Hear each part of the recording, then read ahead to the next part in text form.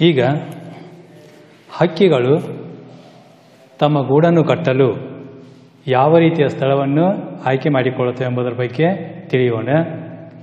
ಸ್ಥಳ ಆಯ್ಕೆ. ಗೂಡು ಕಟ್ಟುವಷ್ಟೇ ಅದನ್ನು ಕಟ್ಟುವ ಸ್ಥಳದ ಆಯ್ಕೆ ಹಕ್ಕಿಯ ಬದುಕಿನಲ್ಲಿ ಮಹತ್ವದ ಪಾತ್ರ ವಹಿಸುತ್ತದೆ. ಈಗ ಹಕ್ಕಿ ಗೂಡನ್ನು ಕಟ್ಟಬೇಕಾದರೆ ಅದು ಎಷ್ಟು ಪರಿಶ್ರಮ, ಎಷ್ಟು ಅಚ್ಚುಕಟ್ಟಾಗಿ ನಿರ್ಮಿಸುತ್ತದೆ ಎಂಬುದಕ್ಕಿಂತ ಅದನ್ನು ಕಟ್ಟುವ ಸ್ಥಳದ ಆಯ್ಕೆ ಮಾಡುವುದು ಕೂಡ ಅದರ ಬದುಕಿನಲ್ಲಿ ಅತಿ ಮಹತ್ವದ ಪಾತ್ರವನ್ನು ವಹಿಸುತ್ತದೆ. ಅದು ತನ್ನ ಗೂಡನ್ನು ಅಚ್ಚುಕಟ್ಟಾಗಿ ಕೌಶಲ್ಯದಿಂದ ನಿರ್ಮಿಸ್ತಾ ಇದೆ. ಆದರೂ ಕೂಡ ಆ ಕಟ್ಟುವ ಸ್ಥಳದ ಆಯ್ಕೆಯು ಕೂಡ ಅದರ ಬದುಕಿನಲ್ಲಿ ಅತಿ ಮಹತ್ವದ ಪಾತ್ರವನ್ನು ವಹಿಸುತ್ತದೆ. ನಭದಲ್ಲಿ ಹಾರಿ ಪರ್ವತಗಳನ್ನು ಏರಿ ಸಾಗರ ದ್ವೀಪಗಳನ್ನು ದಾಟುವ ಹಕ್ಕಿಗಳು ತಮಗಿರುವ ಅಪೂರ್ವ ಹಾರಾಟ ಶಕ್ತಿಯಿಂದ ಎಲ್ಲೆಂದರಲ್ಲಿ ಗೂಡು ನಿರ್ಮಿಸಬಹುದಾದ ಅನಂತ ಅವಕಾಶಗಳನ್ನು ಪಡೆದಿವೆ. ಈಗ ಹಕ್ಕಿಗಳು ನಭದಲ್ಲಿ ಹಾರಿ, ನಭ ಅಂದ್ರೆ ಏನು? ಆಕಾಶ. ಆಕಾಶದಲ್ಲಿ ಹಾರಿ ಪರ್ವತಗಳನ್ನು ಏರಿ, ಎತ್ತರವಾದಂಥ ಪರ್ವತಗಳನ್ನು ಏರಿ ಎತ್ತರವಾದ ಪರ್ವತಗಳ ಮೇಲೆ ಹಾರಾಡಿ ಸಾಗರ ವಿಶಾಲವಾದಂಥ ವಿಸ್ತಾರವಾದಂಥ ಸಾಗರ ಮೇಲೆ ಹಾರಾಡುವಂಥ ಶಕ್ತಿ ಸಾಮರ್ಥ್ಯ ಹೊಂದಿದ್ದು. ದ್ವೀಪಗಳನ್ನು ದಾಟುವ ಹಕ್ಕಿಗಳು ಒಂದೊಂದು ದ್ವೀಪಗಳನ್ನು ಕೂಡ ಹಾರಿ ದಾಟುವಂಥ ಶಕ್ತಿ ಸಾಮರ್ಥ್ಯ ಹೊಂದಿವೆ. ದ್ವೀಪ ಅಂದ್ರೇಪ ನೀರಿನಿಂದ ಸುತ್ತುವರಿದ ಭೂಭಾಗ ಎಂದು. ನೀರಿನಿಂದ ಸುತ್ತುವರಿದಂಥ ಭೂಭಾಗಕ್ಕೆ ಅಂತಾರೆ ದ್ವೀಪ, island. Land mass surrounded by the water. ಹೀಗೆ ಆ ಒಂದೊಂದು ದ್ವೀಪಗಳನ್ನು ಕೂಡ ಹಾರಿ ದಾಟುವಂಥ ಸಾಮರ್ಥ್ಯವನ್ನು ಅವು ಹೊಂದಿರುತ್ತವೆ. ತಮಗಿರುವ ಅಪೂರ್ವ ಹಾರಾಟ ಶಕ್ತಿಯಿಂದಲೇ ಎಲ್ಲೆಂದರಲ್ಲಿ ಅವು ಎಲ್ಲಿ ಬೇಕಾದಲ್ಲಿ ತಮಗೆ ವಾಸವಾಗಲು ಗೂಡನ್ನು ಕಟ್ಟುವಂಥ ಸಾಮರ್ಥ್ಯ ಪಡೆದಿವೆ. ಸಾಗರದ ದ್ವೀಪ, ಗಿರಿಶಿಖರದ ನೆತ್ತಿ. ನೋಡಿ, ಸಾಗರದ ದ್ವೀಪ ಅಂದ್ರಪ್ಪ ಸಾಗರದ ಮಧ್ಯದಲ್ಲಿರುವಂಥ ಒಂದು ಭೂಭಾಗದಲ್ಲಿಯೂ ಕೂಡ ಅವು ತಮ್ಮ ಗೂಡನ್ನು ಕಟ್ಟಿಕೊಳ್ಳುವಂಥ ಸಾಮರ್ಥ್ಯ ಹೊಂದಿವೆ. ಅಂದರೆ ಏನು? ಆ ಸಾಗರದ ದ್ವೀಪ, ಸಾಗರದ ಮಧ್ಯಭಾಗದಲ್ಲಿರುವಂಥ ಭೂಭಾಗದಲ್ಲಿ ಅವು ತಮ್ಮ ನೆಲೆಯನ್ನು, ತಮ್ಮ ಗೂಡನ್ನು ಕಟ್ಟಿಕೊಂಡರೆ ಅದು ಸುರಕ್ಷಿತವಾದಂಥ ಸ್ಥಳವೆಂದು ಆ ಸ್ಥಳವನ್ನು ಕೂಡ ಅವು ಆಯ್ಕೆ ಮಾಡಿಕೊಳ್ಳುತ್ತವೆ. ಇನ್ನು ಗಿರಿಶಿಖರದ ನೆತ್ತಿ. ಈಗ ಪರ್ವತ ಪ್ರದೇಶದ ನೆತ್ತಿ, ದಟ್ ಈಸ್ ಪೀಕ್. ಗಿರಿಶಿಖರದ ನೆತ್ತಿಯ ಮೇಲೆ, ಯಾಕಂದರೆ ಇಲ್ಲಿ ಯಾರೂ ಹೋಗಲಾರದಂಥ ಸ್ಥಳ, ಮನುಷ್ಯ ಅಲ್ಲಿ ಹೋಗಲಾರದ, ಅಲ್ಲಿ ನುಸುಳಲಾಗದಂಥ ಒಂದು ಸ್ಥಳ ಯಾವುದು? ಗಿರಿಶಿಖರದ ನೆತ್ತಿ. ಅಂದರೆ ಏನು? ಆ ಶಿಖರದ ಉತ್ತುಂಗ ನೆತ್ತಿಯ ಮೇಲೆ ಗೂಡನ್ನು ಕಟ್ಟಿಕೊಳ್ಳುತ್ತವೆ. ಆ ಪ್ರದೇಶವನ್ನು ನಾವು ಆಯ್ಕೆ ಮಾಡಿಕೊಳ್ಳುತ್ತವೆ. ಏನು? ಮನುಷ್ಯ ನುಸುಳಲಾರದ ನಿಬಿಡ ವನಶ್ರೇಣಿ. ಮನುಷ್ಯನು ಹೋಗಲಾರದ ನಿಬಿಡ ಘೋರವಾದಂಥ ಅತಿ ದಟ್ಟವಾದಂಥ ಒಂದು ವನಶ್ರೇಣಿಯಲ್ಲಿ, ಕಾಡಿನ ಶ್ರೇಣಿಯಲ್ಲಿ, ಪಂಕ್ತಿಯಲ್ಲಿ ತಮ್ಮ ಗೂಡನ್ನು ಕಟ್ಟಿಕೊಳ್ಳುತ್ತವೆ. ಏನು? ಆ ಒಂದು ದಟ್ಟವಾದಂಥ ಕಾಡಿನ ಶ್ರೇಣಿಯಲ್ಲಿ, ಪಂಕ್ತಿಯಲ್ಲಿ ಮನುಷ್ಯನು ಹೋಗಲಾರದಂಥ ಸ್ಥಳದಲ್ಲಿಯೂ ಕೂಡ ತಮ್ಮ ಗೂಡನ್ನು ನಿರ್ಮಿಸಿಕೊಳ್ಳುತ್ತವೆ. ಇನ್ನು ಸೂರ್ಯನ ಬೆಳಕಿಗೂ ಪ್ರವೇಶ ನಿರಾಕರಿಸುವ ಕಗ್ಗತ್ತಲ ಕಣಿವೆ. ಸೂರ್ಯನ ಬೆಳಕಿಗೂ ಕೂಡ ಪ್ರವೇಶ ನಿರಾಕರಿಸುವ ಏನು? ಸೂರ್ಯನ ಬೆಳಕು ಕೂಡ ಅಲ್ಲಿ ಬರಲಾರದಂಥ ಕಗ್ಗತ್ತಲೆಯ ಕಣಿವೆ ಪ್ರದೇಶದಲ್ಲಿಯೂ ಕೂಡ ತಮ್ಮ ಗೂಡನ್ನು ನಿರ್ಮಿಸಿಕೊಳ್ಳುತ್ತವೆ. ರಕ್ತ ಹೆಪ್ಪುಗಟ್ಟುವ ಶೀತಲ ಧ್ರುವ ಪ್ರದೇಶ. ಈಗ ಧ್ರುವ ಪ್ರದೇಶ, ಉತ್ತರ ಧ್ರುವ, ದಕ್ಷಿಣ ಧ್ರುವ, ಅಲ್ಲಿ ಶೀತಲ ಅಂದರೆ ಏನು? ಅವು ಶೀತಲ ಪ್ರದೇಶಗಳು, ತಂಪಾದ ಪ್ರದೇಶಗಳು, ಪೋಲಾರ್ ರೀಜನ್ಸ್. ಆ ಶೀತಲ ಧ್ರುವ ಪ್ರದೇಶಗಳಲ್ಲಿ ಅಲ್ಲಿ ಏನಾಗ್ತಾ ಇದೆ? ರಕ್ತ ಹೆಪ್ಪುಗಟ್ಟುವ ಶೀತಲ ಪ್ರದೇಶಗಳಲ್ಲಿ ಏನಾಗ್ತಾ ಇದೆ? ಅತಿಯಾದ ಚಳಿ, ಅತಿಯಾದ ಶೀತ ಇರುವುದರಿಂದ ಅಲ್ಲಿ ರಕ್ತವು ಕೂಡ ಹೆಪ್ಪುಗಟ್ಟುವಂಥ ಒಂದು ಸಂದರ್ಭ ಉಂಟಾಗುತ್ತದೆ. ಅಂಥ ಪ್ರದೇಶಗಳಲ್ಲಿ ಕೂಡ ತಮ್ಮ ಗೂಡನ್ನು ನಿರ್ಮಿಸಿಕೊಳ್ಳುತ್ತವೆ. ಅಂದರೆ ಏನು, ಆ ಪ್ರದೇಶಗಳಲ್ಲಿ ಜನರು ಏನಾಗೋದಿಲ್ಲ, ಹೋಗಲಿಕ್ಕೆ ಅವಕಾಶ ಇರುವುದಿಲ್ಲ. ಅಂದರೆ ಏನು, ಇನ್ನೊಬ್ಬರಿಂದ ಜನರಿಂದ ರಕ್ಷಣೆ ಪಡೆಯಲು, ಪ್ರಾಣಿಗಳಿಂದ ರಕ್ಷಣೆ ಪಡೆಯಲು ಆ ಶೀತಲ ಧ್ರುವ ಪ್ರದೇಶದಲ್ಲಿ ಕೂಡ ತಮ್ಮ ಗೂಡುಗಳನ್ನು ನಿರ್ಮಿಸಲು ಸ್ಥಳ ಆಯ್ಕೆ ಮಾಡಿಕೊಳ್ಳುತ್ತವೆ. ಹೀಗೆ ಎಲ್ಲೆಲ್ಲೋ ಅವು ಗೂಡು ಕಟ್ಟಬಲ್ಲವು. ಹೀಗೆ ಎಲ್ಲೆಲ್ಲೋ ತಮಗೆ ಬೇಕಾದ ಸ್ಥಳಗಳಲ್ಲಿ ಅವು ಗೂಡನ್ನು ಕಟ್ಟಿಕೊಳ್ಳಬಲ್ಲವು. ಎಲ್ಲೆಲ್ಲಿ? ಸಾಗರದ ದ್ವೀಪದಲ್ಲಿ ಗೂಡು ಕಟ್ಟುವಂಥ ಸಾಮರ್ಥ್ಯ, ಗಿರಿ ಶಿಖರದ ಪರ್ವತ ಪ್ರದೇಶದ ಅತಿ ಎತ್ತರವಾದಂಥ ಸ್ಥಳದಲ್ಲಿ, ಮನುಷ್ಯನು ಹೋಗಲಾರದ ವನ ಶ್ರೇಣಿಯಲ್ಲಿ, ದಟ್ಟವಾದ ಅರಣ್ಯ ಪ್ರದೇಶದಲ್ಲಿ, ಸೂರ್ಯನ ಕಿರಣ ಕೂಡ ಬೀಳದ ಒಂದು ಕಗ್ಗತ್ತಲ ಕಣಿವೆಯ ಪ್ರದೇಶದಲ್ಲಿ ಹಾಗೂ ರಕ್ತ ಹೆಪ್ಪುಗಟ್ಟುವ ಶೀತಲ ಧ್ರುವ ಪ್ರದೇಶಗಳಲ್ಲಿಯೂ ಕೂಡ ತಮ್ಮ ಗೂಡನ್ನು ಕಟ್ಟಲು ಸ್ಥಳ ಆಯ್ಕೆ ಮಾಡಿಕೊಳ್ಳುತ್ತವೆ. ಹೀಗೆ ಎಲ್ಲೆಲ್ಲೋ ಅವು ಗೂಡು ಕಟ್ಟಬಲ್ಲವು. ಈ ವಿಚಾರದಲ್ಲಿ ಮಾತ್ರ ಹಕ್ಕಿಯನ್ನು ಬೇರೆ ಯಾವ ಸಂಕುಲವೂ ಮೀರಿಸಲಾರವು. ಈ ವಿಚಾರದಲ್ಲಿ ಆ ಹಕ್ಕಿಯನ್ನು ಬೇರೆ ಯಾವ ಸಂಕುಲವು, ಬೇರೆ ಯಾವ ಸಂಕುಲ, ಬೇರೆ ಯಾವ ಗುಂಪು ಕೂಡ ಹಕ್ಕಿಯನ್ನು ಮೀರಿಸಲಾಗದು. ಏನಪ್ಪ, ಮನುಷ್ಯನಿಗಿಂತಲೂ ಮಿಗಿಲಾದ ಸಾಮರ್ಥ್ಯವನ್ನದು ಹೊಂದಿದೆ, ಮಿಗಿಲಾದ ಶಕ್ತಿ ಸಾಮರ್ಥ್ಯವನ್ನು ಹೊಂದಿದ್ದು ಅವು ಎಲ್ಲೆಂದರಲ್ಲಿ ಎಲ್ಲಿ ಬೇಕಾದಲ್ಲಿಯೂ ಕೂಡ ತಮ್ಮ ಗೂಡನ್ನು ಕಟ್ಟಿಕೊಳ್ಳುವಂಥ ಸಾಮರ್ಥ್ಯ ಪಡೆದುಕೊಂಡಿವೆ. ಹಕ್ಕಿಯ ಹಾರಾಟ ಶಕ್ತಿ, ಗೂಡು ಕಟ್ಟುವ ಶಕ್ತಿ, ಹಕ್ಕಿಯ ಹಾರಾಟ ಶಕ್ತಿ ಗೂಡು ಕಟ್ಟುವ ಅನಂತ ಸಾಧ್ಯತೆಗಳನ್ನು ಸೃಷ್ಟಿಸಿದರು. ಹಲವು ಬಾರಿ ಹಕ್ಕಿಯ ದೇಹ ಸ್ವರೂಪ, ಪರಿಸರದ ವೈಲಕ್ಷಣಗಳು, ಬಲಿ ಬೇಟೆ ಸಂಬಂಧಗಳು ಅದರ ಸಾಮರ್ಥ್ಯಕ್ಕೆ ಮಿತಿಯೊಡ್ಡುತ್ತವೆ. ಆದರೆ ಒಮ್ಮೊಮ್ಮೆ ಏನಾಗ್ತಾ ಇದೆ, ಹಕ್ಕಿಗೆ ಏನಾಗಿದೆ, ಹಾರಾಟ ಸಾಮರ್ಥ್ಯ ಅತಿ ಹೆಚ್ಚು. ಹಕ್ಕಿಯ ಹಾರಾಟ ಶಕ್ತಿ ಗೂಡು ಕಟ್ಟುವ ಅನಂತ ಸಾಧ್ಯತೆ, ಗೂಡು ಕಟ್ಟುವಂಥ ಅನಂತ ಕೊನೆಯಿಲ್ಲದ ಸಾಧ್ಯತೆ, ಅದ್ಭುತ ಸಾಧ್ಯತೆಯನ್ನು ಸೃಷ್ಟಿಸಿದರು. ಹಲವು ಬಾರಿ ಹಕ್ಕಿಯ ದೇಹ ಸ್ವರೂಪ, ಹಕ್ಕಿ ಕೆಲವೊಂದು ಹಕ್ಕಿಗಳು ಇರ್ತವೆ ಅತಿ ಚಿಕ್ಕದಾದ ಹಕ್ಕಿಗಳು, ಅವು ಸಹಜವಾಗಿ ತಮ್ಮ ಗೂಡನ್ನು ನಿರ್ಮಿಸಿಕೊಳ್ಳವು. ಕೆಲವು ದೊಡ್ಡದಾದ ಹಕ್ಕಿಗಳು ಗೂಡನ್ನು ಕಟ್ಟಲು ಅಸಾಧ್ಯವಾಗುತ್ತದೆ.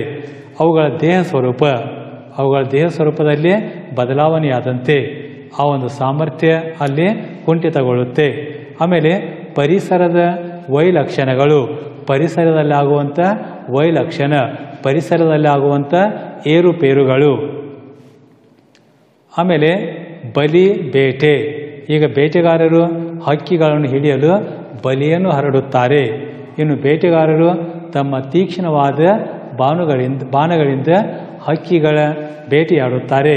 ಬಲಿ ಬೇಟೆಗಳ ಸಂಬಂಧಗಳು ಅವುಗಳ ಸಾಮರ್ಥ್ಯಕ್ಕೆ ಮಿತಿಯೊಡ್ಡುತ್ತವೆ, ಅವುಗಳ ಶಕ್ತಿ ಸಾಮರ್ಥ್ಯಕ್ಕೆ ಮಿತಿಯನ್ನು ಒಡ್ಡುತ್ತವೆ. ಹಕ್ಕಿಯು ಹೊಂದಿಕೊಂಡಿರುವ ಪರಿಸರ ಬದಲಾದಾಗಲೂ ಅವು ದಿಕ್ಕು ತಪ್ಪುತ್ತವೆ. ಅವು ಹೊಂದಿಕೊಂಡಿರುವಂಥ ಪರಿಸರ ಬದಲಾದಾಗಲೂ ಅವು ಎಲ್ಲಿ ವಾಸವಾಗಿರ್ತವೆ, ಆ ಯಾವ ಪ್ರದೇಶದಲ್ಲಿ ಇರುತ್ತವೆ, ಯಾವ ಪ್ರದೇಶಕ್ಕೆ ಹೊಂದಿಕೊಂಡಿವೆ, ಆ ಪ್ರದೇಶ ಬದಲಾವಣೆ ಹೊಂದಿದಾಗಲೂ ಕೂಡ ಅವುಗಳ ದಿಕ್ಕು ತಪ್ಪುತ್ತದೆ. ಅಂದರೆ ಏನು, ತಾವೇನು ಮಾಡಬೇಕು, ಎಲ್ಲಿ ಹೋಗಬೇಕೆಂದು ಅವುಗಳ ದಿಕ್ಕೆ ತಪ್ಪಿ ಹೋಗುತ್ತದೆ. ಇಷ್ಟೆಲ್ಲ ಬದಲಾವಣೆಗಳಿಗೆ ಅವು ಸಮರ್ಥವಾಗಿ ಹೊಂದಿಕೊಳ್ಳುತ್ತವೆ. ಆದರೆ ಹಕ್ಕಿಗಳು ಏನೇ ಬದಲಾವಣೆಯಾದರೂ ಕೂಡ ಆ ಸಾಮರ್ಥ್ಯಕ್ಕೆ, ಅವು ತಮ್ಮ ಸಾಮರ್ಥ್ಯಕ್ಕೆ ಹೊಂದಿಕೊಳ್ಳುತ್ತವೆ. ಬದಲಾವಣೆಗಳಿಗೆ ಸಮರ್ಥವಾಗಿ ಹೊಂದಿಕೊಳ್ಳುತ್ತವೆ. ಕೆಲವು ಹಕ್ಕಿಗಳು ಮನುಷ್ಯರಿರುವ ಕೇರಿಗಳಲ್ಲಿ ವಾಹನ ಸಂಚಾರ ಹೆಚ್ಚಿರುವ ಸ್ಥಳಗಳನ್ನೇ ಆಯ್ದುಕೊಳ್ಳುತ್ತವೆ. ನೋಡಿ, ಇಷ್ಟೆಲ್ಲ ಬದಲಾವಣೆಗಳಿಗೆ ಅವು ಸಮರ್ಥವಾಗಿ ಹೊಂದಿಕೊಳ್ಳುತ್ತವೆ. ಎಲ್ಲಿ ಜನನಿಬಿಡ ಪ್ರದೇಶವಿರುತ್ತದೆ, ಎಲ್ಲಿ ದಟ್ಟಣೆಯಿಂದ ಕೂಡಿದ ಕೇರಿಗಳಲ್ಲಿಯೂ ಕೂಡ ವಾಹನ ಸಂಚಾರ ಹೆಚ್ಚಿರುವ ಸ್ಥಳಗಳನ್ನೇ ಆಯ್ದುಕೊಳ್ಳುತ್ತವೆ. ಹೆಚ್ಚು ಜನರಿರುವಂಥ ಸ್ಥಳಗಳನ್ನು ಕೂಡ ಒಮ್ಮೆ ಅವು ಆಯ್ದುಕೊಳ್ಳುತ್ತವೆ. ಇನ್ನು ವಾಹನ ಸಂಚಾರ ಎಲ್ಲಿ ಹೆಚ್ಚಾಗಿದೆ ಅಲ್ಲಿಯೂ ಕೂಡ ಅವು ಸ್ಥಳವನ್ನು ಆಯ್ಕೆ ಮಾಡಿಕೊಳ್ಳುತ್ತವೆ. ಹಕ್ಕಿಗಳ ನೆಲೆಯನ್ನು ಅನೇಕ ಕಡೆ ಆಕ್ರಮಿಸಿಕೊಂಡ ನಂತರ ಹಲವಾರು ಹಕ್ಕಿಗಳು ಹೊಸ ಪರಿಸರಕ್ಕೆ ಥಟ್ಟನೆ ಹೊಂದಿಕೊಂಡವು. ಹೀಗೆ ಹಕ್ಕಿಗಳ ನೆಲೆಯನ್ನೇ ಅನೇಕ ಕಡೆ ಜನರು ಹಕ್ಕಿಗಳ ನೆಲೆಯನ್ನೇ ಆಕ್ರಮಿಸಿಕೊಂಡಾಗ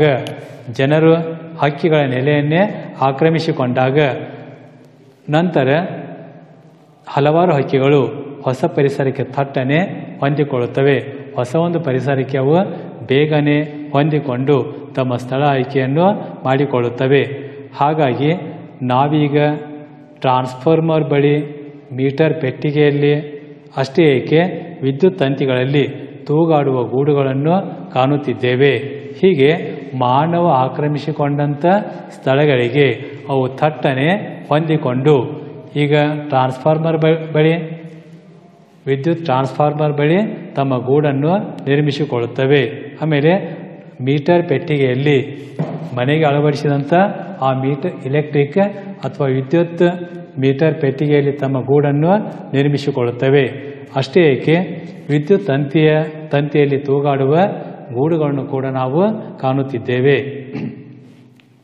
ಹೀಗೆ ಹಕ್ಕಿಗಳು ತಮ್ಮ ಗೂಡನ್ನು ಕಟ್ಟಿಕೊಳ್ಳಲು ಅವು ಸ್ಥಳಗಳನ್ನು ಆಯ್ಕೆ ಮಾಡಿಕೊಳ್ಳುತ್ತವೆ.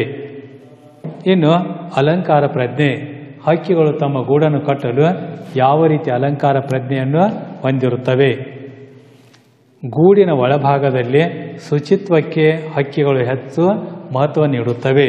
ಗೂಡಿನ ಒಳಭಾಗ, ಈಗ ಮನುಷ್ಯ ತನ್ನ ಮನೆಯ ಒಳಭಾಗವನ್ನು ಹೇಗೆ ಅಚ್ಚುಕಟ್ಟಾಗಿ ಸುಂದರವಾಗಿ ಮಾಡಿಕೊಳ್ತಾನೆ, ಹೇಗೆ ಶುಚಿತ್ವಕ್ಕೆ ಹೆಚ್ಚಿನ ಮಹತ್ವ ನೀಡುತ್ತಾನೆ, ಅದೇ ಪ್ರಕಾರ ಹಕ್ಕಿಗಳು ಕೂಡ ಗೂಡಿನ ಒಳಭಾಗದಲ್ಲಿ ಶುಚಿತ್ವ, ಸ್ವಚ್ಛತೆಗೆ ಹೆಚ್ಚಿನ ಪ್ರಾಧಾನ್ಯತೆಯನ್ನು ಕೊಡುತ್ತವೆ. ಗೂಡು ಎದ್ದು ಕಾಣದ ರೀತಿಯಲ್ಲಿ ರಚಿಸುತ್ತವೆ. ಗೂಡು ಎದ್ದು ಕಾಣದ ರೀತಿಯಲ್ಲಿ ಅವು ರಚನೆ ಮಾಡುತ್ತವೆ. ಅಂದರೆ ಏನು? ಗೂಡು ಇನ್ನಾರಿಗೂ ಕಾಣದಂತೆ ಅದನ್ನು ರಚನೆ ಮಾಡಿಕೊಳ್ಳುತ್ತವೆ. ಕೆಲವು ಹಕ್ಕಿಗಳಿಗೆ ವಿಪರೀತ ಅಲಂಕಾರ ಪ್ರಜ್ಞೆ ಇದೆ. ಕೆಲವು ಹಕ್ಕಿಗಳಿಗೆ ಸಾಕಷ್ಟು ವಿಪರೀತ, ಅತಿಯಾದಂಥ ಅಲಂಕಾರ ಪ್ರಜ್ಞೆ ಇರುತ್ತದೆ. ಅವು ವರ್ಣಮಯ ಹೂದಳವನ್ನು ಅಥವಾ ಹೊಳೆವ ಕಲ್ಲುಗಳನ್ನು ಹೆಕ್ಕಿ ತಂದು ಹೊರಮೈಗೆ ಅಂಟಿಸುತ್ತವೆ. ನೋಡಿ, ಅವುಗಳಲ್ಲಿರುವಂಥ ಒಂದು ಅಲಂಕಾರ ಪ್ರಜ್ಞೆ. ಕೆಲವು ಹಕ್ಕಿಗಳು ಏನು ಮಾಡ್ತವೆ? ವರ್ಣಮಯ ಹೂದಳವನ್ನು, ಬೇರೆ ಬೇರೆ ಬಣ್ಣಗಳಿಂದ ಕೂಡಿದ ವರ್ಣರಂಜಿತ ಹೂದಳಗಳನ್ನು, ಹೂವಿನ ಪಕಳೆಗಳನ್ನು ಅಥವಾ ಹೊಳೆಯುವ ಕಲ್ಲುಗಳನ್ನು, ಹೊಳೆಯುವಂಥ ಕಲ್ಲುಗಳನ್ನು ಹೆಕ್ಕಿ ತಂದು, ಹೆಕ್ಕು ಆಯ್ಕೆ ಮಾಡು, ಆಯ್ದುಕೊಳ್ಳು, ಹೆಕ್ಕು ಆರಿಸು, ಆಯ್ಕೆ ಮಾಡಿಕೊಂಡು ತಂದು ಆ ಗೂಡಿನ ಹೊರಮೈಗೆ ಅಂಟಿಸುತ್ತವೆ. ಕೆಲವು ಹದ್ದುಗಳಂತೂ ಬಣ್ಣದ ಗಾಜಿನ ಚೂರು. ಇನ್ನು ಕೆಲವು ಹದ್ದುಗಳು ಏನು ಮಾಡ್ತವೆ? ಬಣ್ಣದ ಗಾಜಿನ ಚೂರುಗಳನ್ನು ಆಯ್ದು ತರುತ್ತವೆ. ಬಟ್ಟೆಯ ಚಿಂದಿಯನ್ನು ಕೂಡ ಗೂಡಿಗೆ ತರುತ್ತವೆ. ಅಮೆರಿಕದಲ್ಲಿ ಗ್ಯಾನೆಟ್ ಎಂಬ ಕಡಲು ಹಕ್ಕಿ, ಗಾಲ್ಫ್ ಚೆಂಡು, ಅಮೆರಿಕದಲ್ಲಿರುವಂಥ ಒಂದು ಹಕ್ಕಿ, ಅದ್ಯಾವುದು? ಗ್ಯಾನೆಟ್ ಎಂಬ ಕಡಲು ಹಕ್ಕಿ, ಗಾಲ್ಫ್ ಚೆಂಡು, ನೀಲಿ ಸೀಸೆಯ ಚೂರು, ಈರುಳ್ಳಿ ಸಿಪ್ಪೆ ಮತ್ತು ಸಣ್ಣ ಬೊಂಬೆಯೊಂದನ್ನು ತಂದು ಗೂಡನ್ನು ಅಲಂಕರಿಸಿದ್ದು 1942 ಹಿಂದೆಯೇ ವರದಿಯಾಗಿತ್ತು. ನೋಡಿ, ಅಮೆರಿಕದಲ್ಲಿ 1942 ಹಿಂದೆಯೇ ವರದಿಯಾದಂಥ ಒಂದು ಮಾಹಿತಿಯ ಪ್ರಕಾರ ಅಮೆರಿಕದಲ್ಲಿರುವಂಥ ಗ್ಯಾನೆಟ್ ಎಂಬ ಕಡಲ ಹಕ್ಕಿ ಏನೇನು ಮಾಡಿತ್ತು? ಅದು ಗಾಲ್ಫ್ ಚೆಂಡು, ನೀಲಿ ಸೀಸೆಯ ಚೂರು, ಈರುಳ್ಳಿ ಸಿಪ್ಪೆ ಹಾಗೂ ಒಂದು ಸಣ್ಣ ಗೊಂಬೆಯನ್ನು ತಂದು ತನ್ನ ಗೂಡನ್ನು ಅಲಂಕರಿಸಿದಂಥ ವರದಿಯಾಗಿತ್ತು. ಹೀಗೆ ಹಕ್ಕಿಗಳಿಗೆ ತಮ್ಮ ಗೂಡನ್ನು ಅಲಂಕರಿಸಿಕೊಳ್ಳುವಂಥ ಪ್ರಜ್ಞೆ ಅತಿಯಾಗಿರುತ್ತೆ. ನಮ್ಮ ಕಾಡುಗಳಲ್ಲಿನ ನೀಲಿ ಸಾಮ್ರಾಟ್ ಮತ್ತು ಪ್ಯಾರಡೈಸ್ ಫ್ಲೈ ಕ್ಯಾಚರ್ ಅಂದರೆ ಸಗ್ಗದಕ್ಕಿ. ಪ್ಯಾರಡೈಸ್ ಫ್ಲೈ ಕ್ಯಾಚರ್ ಸಗ್ಗದಕ್ಕಿ ತಮ್ಮ ಗೂಡನ್ನು ಬಹು ಸುಂದರವಾಗಿ ಅಲಂಕರಿಸುತ್ತವೆ. ಈ ಎರಡು ಹಕ್ಕಿಗಳು ಕಾಡಿನಲ್ಲಿರುವಂಥ ನೀಲಿ ಸಾಮ್ರಾಟ್ ಬ್ಲ್ಯಾಕ್ ನ್ಯಾಪ್ಡ್ ಬ್ಲೂ ಫ್ಲೈ ಕ್ಯಾಚರ್ ಮತ್ತು ಪ್ಯಾರಡೈಸ್ ಫ್ಲೈ ಕ್ಯಾಚರ್ ಅಂದ್ರೇನು ಸಗ್ಗದಕ್ಕಿ. ಅವು ತಮ್ಮ ಗೂಡನ್ನು ಅತಿ ಸುಂದರವಾಗಿ ಅಲಂಕರಿಸುತ್ತವೆ. ಕೇವಲ ಎರಡು ಒಣ ಕಡ್ಡಿಯನ್ನು ಅಪ್ಪಿ ಹಿಡಿದಂತೆ ಗುರುತ್ವಾಕರ್ಷಣ ಸಮತೋಲನವನ್ನು ಕಾಯ್ದುಕೊಂಡು ಬಟ್ಟಲಾಕಾರದಲ್ಲಿ ಅವು ಗೂಡು ನಿರ್ಮಿಸುತ್ತವೆ. ನೋಡಿ, ಅವು ತಮ್ಮ ಗೂಡನ್ನು ಹೇಗೆ ನಿರ್ಮಿಸುತ್ತವೆ? ಕೇವಲ ಎರಡು ಒಣ ಕಡ್ಡಿಯನ್ನು ಅಪ್ಪಿ ಹಿಡಿದಂತೆ, ಕೇವಲ ಎರಡು ಒಣ ಕಡ್ಡಿಯನ್ನು ಅಪ್ಪಿ ಹಿಡಿದಂತೆ ಗುರುತ್ವಾಕರ್ಷಣ ಸಮತೋಲನವನ್ನು ಕಾಯ್ದಿಟ್ಟುಕೊಂಡು, ಗುರುತ್ವಾಕರ್ಷಣ ಸಮತೋಲನವನ್ನು ಅವು ಕಾಯ್ದಿಟ್ಟುಕೊಂಡು ಬಟ್ಟಲಾಕಾರದಲ್ಲಿ ಗೂಡನ್ನು ನಿರ್ಮಿಸುತ್ತವೆ. ಒಂದು ಒಣ ಕಡ್ಡಿಯನ್ನು ಆಯ್ದು ತಂದು ಅಲ್ಲಿ ಗುರುತ್ವಾಕರ್ಷಣ ಸಮತೋಲನವನ್ನು ಕಾಯ್ದಿಟ್ಟುಕೊಂಡು ಬಟ್ಟಲಾಕಾರದಲ್ಲಿ ತಮ್ಮ ಗೂಡನ್ನು ನಿರ್ಮಿಸಿಕೊಳ್ಳುತ್ತವೆ. ಹೊರಮೈಗೆ ಜೇಡರ ಮೊಟ್ಟೆಗಳ ಕೋಶವನ್ನು ನಿರ್ದಿಷ್ಟ ಅಂತರದಲ್ಲಿ ಜೋಡಿಸಿ ಅಲಂಕರಿಸುತ್ತವೆ.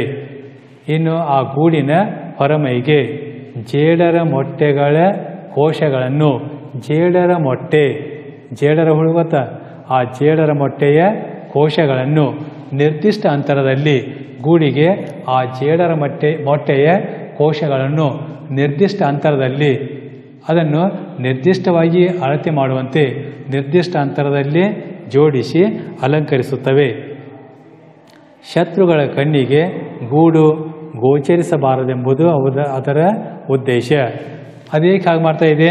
ಶತ್ರುಗಳ ಕಣ್ಣಿಗೆ ಗೂಡು ಗೋಚರಿಸಬಾರದು ಎಂಬುದೇ ಅದರ ಉದ್ದೇಶ. ಆದರೆ ಈ ಗೂಡುಗಳು ಭದ್ರತೆ, ತಾಂತ್ರಿಕ ಪರಿಣತಿ ಮತ್ತು ಕಲಾತ್ಮಕ ಪ್ರಜ್ಞೆಯನ್ನು ಏಕಕಾಲಕ್ಕೆ ಅಭಿವ್ಯಕ್ತಿಸುತ್ತವೆ. ನೋಡಿ, ಇಷ್ಟೆಲ್ಲ ತಮ್ಮ ರಕ್ಷಣೆಗಾಗಿ ಮಾಡಿಕೊಂಡರೂ ಕೂಡ ಅಲ್ಲಿ ಆ ಗೂಡುಗಳ ಭದ್ರತೆ, ತಾಂತ್ರಿಕ ಪರಿಣತಿ ಮತ್ತು ಕಲಾತ್ಮಕ ಪ್ರಜ್ಞೆಯನ್ನು ಏಕಕಾಲಕ್ಕೆ ಆ ಗೂಡುಗಳು ಅಭಿವ್ಯಕ್ತಿಸುತ್ತವೆ. ಅವುಗಳಿರುವಂಥ ಒಂದು ಕಲಾತ್ಮಕ ಪ್ರಜ್ಞೆ, ಕಲಾತ್ಮಕ ಪರಿಣತಿ, ಆಮೇಲೆ ತಾಂತ್ರಿಕ ಪರಿಣತಿ, ತಾಂತ್ರಿಕ ಪ್ರಾವೀಣ್ಯತೆ, ಕುಶಲತೆ, ಗೂಡುಗಳ ಭದ್ರತೆಯನ್ನು ಇಲ್ಲಿ ನಾವು ಏಕಕಾಲಕ್ಕೆ ನೋಡಬಹುದು. ಹೀಗೆ ಹಕ್ಕಿಗಳು ತಮ್ಮ ಗೂಡನ್ನು ಎಲ್ಲಿ ಹೇಗೆ ಕಟ್ಟಿಕೊಳ್ಳುತ್ತವೆ, ಹಾಗೆ ತಮ್ಮ ಕಲಾ ಕೌಶಲ್ಯಗಳನ್ನು ಅಭಿವ್ಯಕ್ತಗೊಳಿಸುತ್ತವೆ ಎಂಬುದನ್ನು ಈ ಪಾಠದ ಮೂಲಕ ನಾವು ತಿಳಿದುಕೊಳ್ಳುತ್ತೇವೆ.